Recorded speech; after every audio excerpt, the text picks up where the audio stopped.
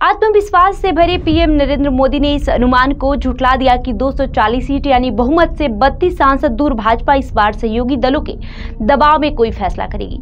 कहा जा रहा था कि इसका सबसे ज्यादा प्रभाव मंत्रियों के विभागों बंटवारे पर पड़ेगा।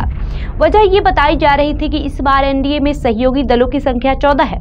सहयोगी दलों से 53 सांसद जीत कर आए हैं। उनमें चंद्रबाबू नायडू की तेलुगु देशम पार्टी से 16 तो नीतीश कुमार की जनता दल यूनाइटेड से 12 सांसद हैं। इन स्थितियों के बरक्स कहा जा रहा था कि नीतीश कुमार किंग मेकर की भूमिका में है। इस वजह से मंत्रालय बंटवारे में उनकी मन की भी सुनी जाएगी।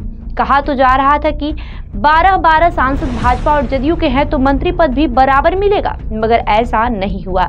बिहार बीजेपी के 4 सांसदों ने मंत्री पद की शपथ ली तो जदयू से मात्र 2। विभाग के बारे में जदयू के सूत्र बता रहे थे कि रेलवे, कृषि और वित्त की मांग की गई है, मगर मिला और कुछ और।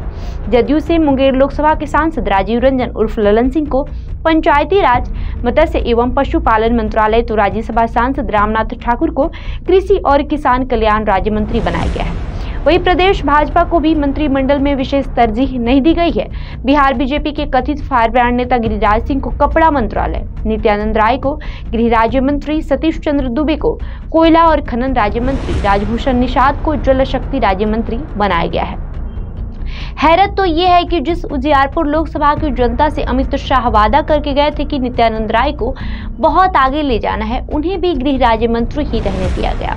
नित्यानंद को प्रमोशन नहीं किया गया। अन्य सहयोगी दल की बात करें तो बिहार से हम यानी हिंदुस्तानी अवाम मोर्चा के संस्थापक अध्यक्ष और बिहार के पूर्व सीएम जीतन राम मांझी को सूक्ष्म लघु एवं मध्यम उद्यम मंत्रालय, लोजपा रामविलास के राष्ट्रीय अध्यक्ष चिराग पासवान को खाद्य प्रसंस्करण मंत्रालय दिया गया है। भाजपा नेतृत्व में बनी केंद्र सरकार की बात करें तो मंत्रिमंडल में बिहार को महत्वपूर्ण जिम्मेदारी दी जाती थी।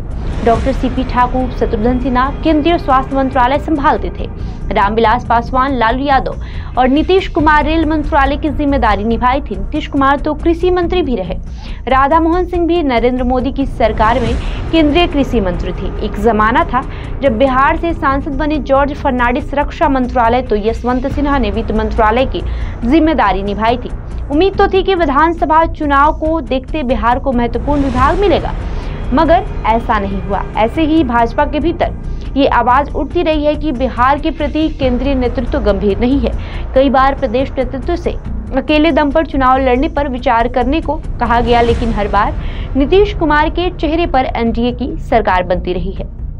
अब तो 2025 विधानसभा चुनाव भी नीतीश कुमार के चेहरे पर लड़ने की घोषणा कर प्रदेश नेतृत्व की अंतिम उम्मीद पर भी ताला लगा दिया गया। बहरहाल आपका इस खबर को लेकर क्या कहना है, हमें कमेंट करके जरूर बताएं। धन्यवाद।